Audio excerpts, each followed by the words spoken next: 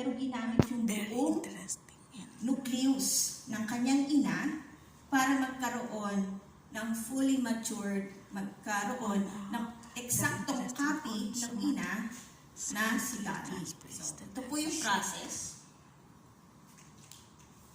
So, ito yung process ng paggawa ni Dolly noong 1990s. So, ito po ang donor cell, ito po yung talagang kanyang ina. Ito po yung nag-donate ng kanyang nucleus, so siya po ay puti, ang mukha.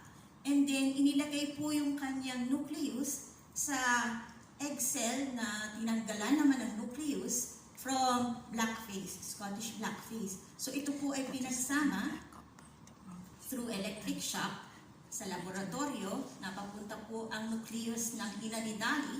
And then, pinarami po ito sa laboratorio hanggang maging embryo at nailipat po sa kanyang surrogate mother na blackface din.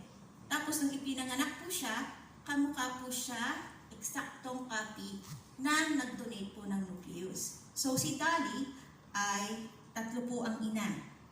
Ang kanyang donor ng nucleus, ang kanyang donor po ng enucleated egg cell, at ang kanyang pong surrogate mother. Wala po siyang ama. Ito pong teknolohiyang ito ang parang nag-launch ng sunod-sunod pang modern animal biotechnology na. So, si Dolly po ay around early 2010s ay siya po ay pumanaw na dahil siya po ay nagkasakit. Pero siya po ay na-preserve sa Scotland. Pero ito po ay parang groundbreaking study noong panahon ng 1990.